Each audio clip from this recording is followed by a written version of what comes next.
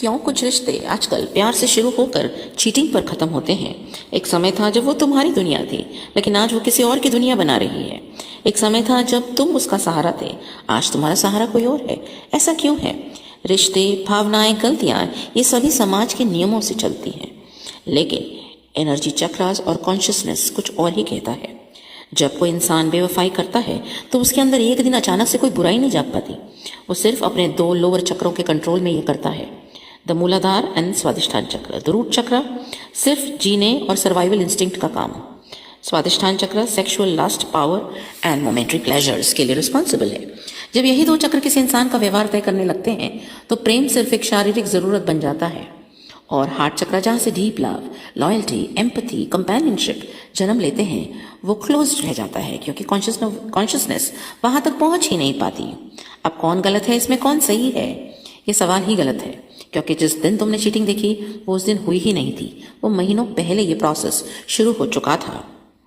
According to कार्मिक sciences, धोखा कोई एक इवेंट नहीं है, धोखा एक प्रोसेस है, और उसका पहला स्टेप कोई चीटिंग नहीं होता है। पहला स्टेप पहले एनर्जी का डिस्कनेक्शन होता है।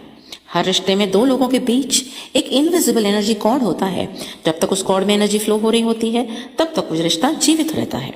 फिर एक दिन आता है जब उस रिश्ते में से कोई एक पार्टनर अपनी एनर्जी चुपचाप उस रिश्ते से वापस खींच लेता है, बिना बताए, बिना कहे। शायद उसे खुद को भी नहीं पता चलता, लेकिन बाहर से ये रिश्ता बहुत सही दिखता है।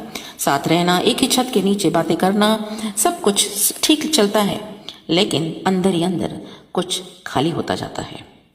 इसे एनर्जी डिवीजन कहते हैं। अब हर इंसान के बीच हमेशा दो तत्व मौजूद होते हैं, जैसे ये और यांग।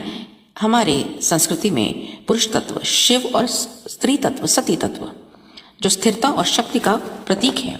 जब किसी इंसान के अंदर इन दोनों तत्वों का संतुलन बिगड़ जाता है, when the energy balance between the masculine and the feminine happens, तो वो खुद को अधूरा महसूस करने लगता है, और वो अपने अधूरेपन को पूरा करने के लिए बाहर कई लोगों में वही तत्व ढूंढता है जिसकी उसमें कमी है। यही धीरे धीरे बेवफाई का रूप ले लेती है।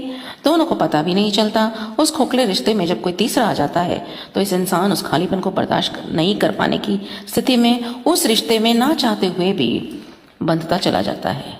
लेकिन हम आज ऐसे युग में जी रहे हैं जहां एक ही बात कांस्टेंट मीडिया, सोशल मीडिया से हमारे कानों में डाली जा रही है कि आपको इससे बेटर भी कोई अच्छा और कोई मिल सकता है।